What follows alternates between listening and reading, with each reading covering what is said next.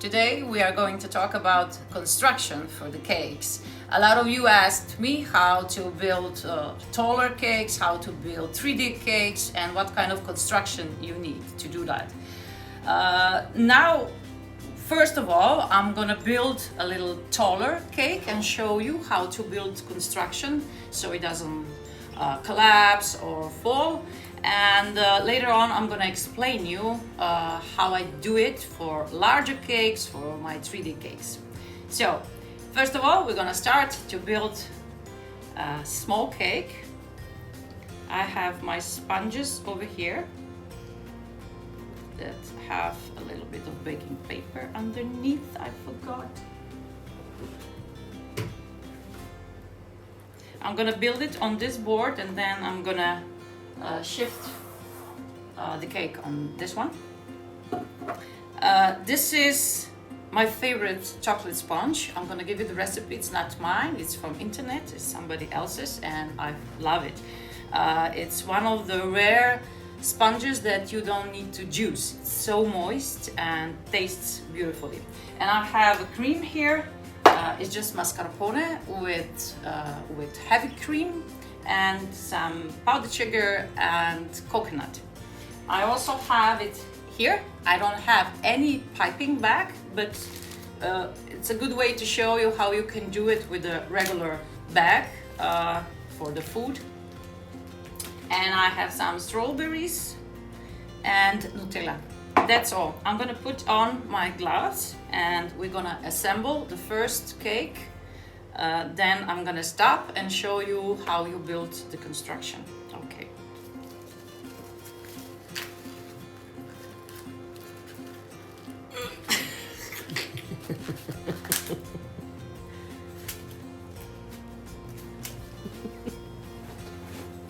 Okay, lesson number one, if your gloves are too hard if you have difficulty putting on your gloves, maybe you have moist or wet hands, use some starch.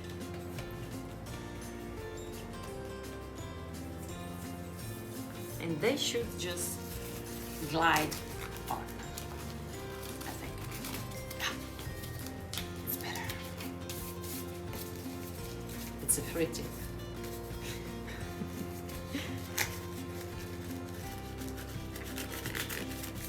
Maybe I should buy a little bigger gloves. I could solve my problems right away.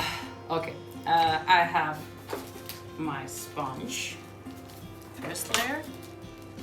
I'll just cut off the tip. And I'm gonna put a little edge with the cream.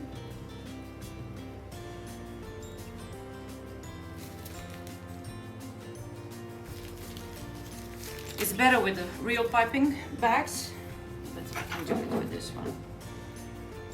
A little bit of Nutella.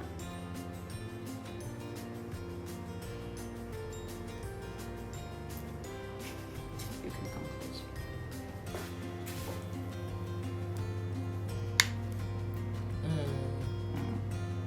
This cake is for my friend that's recording this and her husband. They both had their birthdays a few days ago. So Sabina, if I mess up, I'll eat it. You're gonna see it.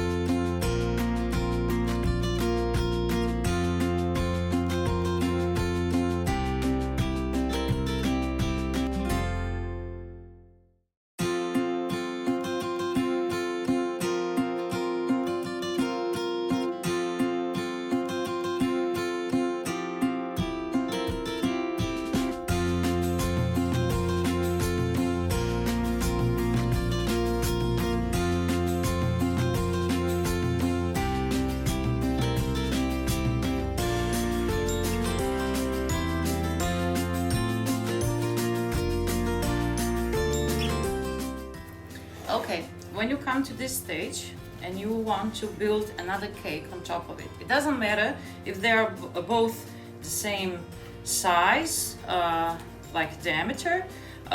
Even if I had a big cake over here and a smaller cake above it, I would do the same thing. So you need a board for the second layer. It has to be hard, so it can't move. For example, this one, it's not hard enough, so I'm gonna use this one. And this one comes over here. And so we have the support that everything doesn't fall down. You need to put some construction inside. So you can use straws. I think this is the best option. You have like more narrow or more wide ones, and this one is just good enough for this kind of cake. And all you do, you just put some straws inside. And for this one I will use 4. I could get away with it with 3. If I have a larger cake, I would use more of them.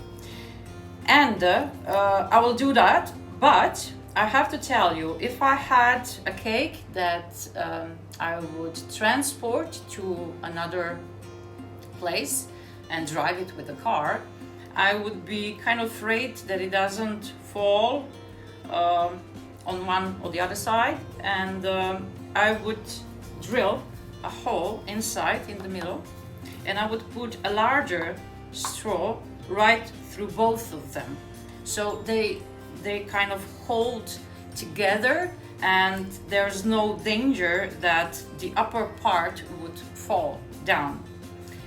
And at this stage I would want to tell you that if I had a big cake and it's like a wedding cake, or for all my 3D cakes, I would go a little further than that. If I build it with the straws and they all touch this board, can you see the board?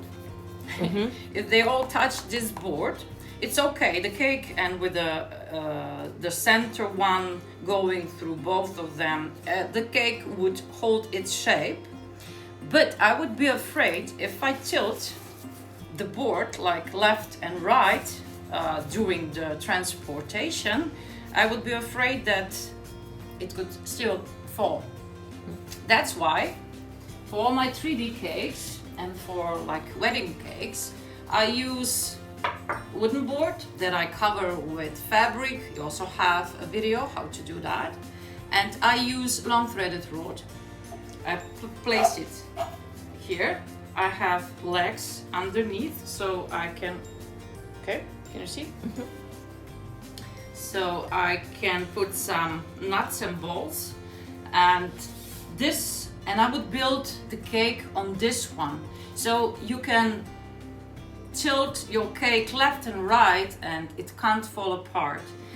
For all my 3D cakes I do that. But this time I don't have to. I won't take this cake with the car, and it's so small and I think I can handle it. So I will put 4 straws. You stick it in, then you mark where it ends and you push it inside. It has to be straight down, and this one, this straw, has to be the same level or a little bit beneath this sponge. If it sticks out, this board will float in the air and it won't be that safe.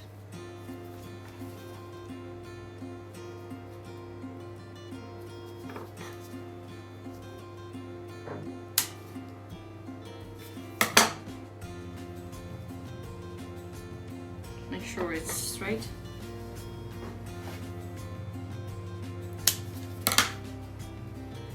Because this sponge, Sabina, can you show? This sponge is so soft, so I placed my straws a little bit beneath this sponge because it's so flexible. And this is enough to hold my second one.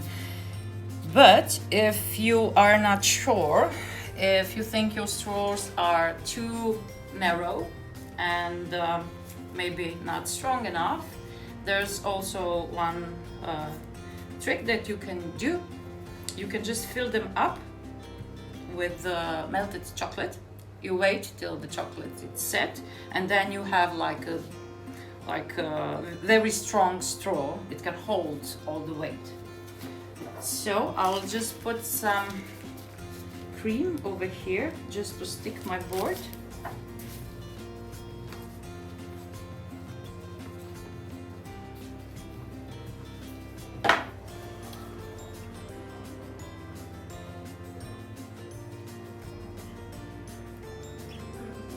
I can feel the resistance. It's holding. And I continue with building a second cake.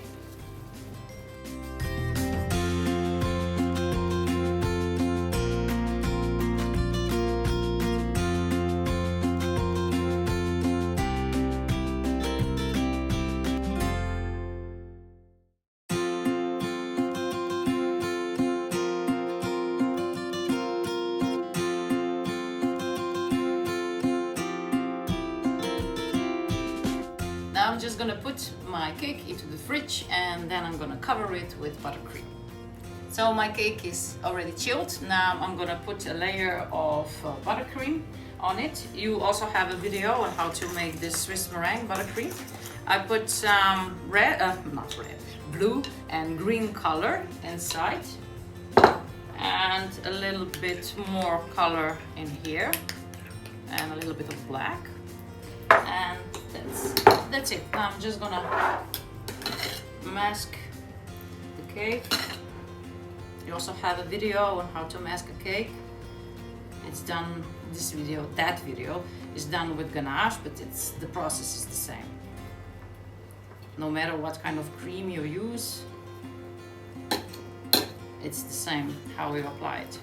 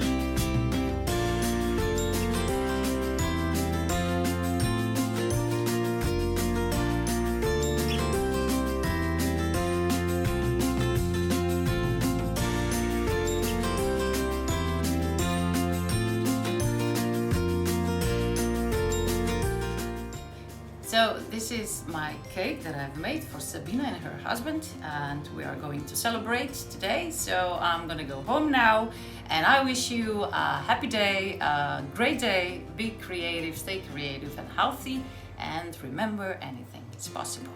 Bye.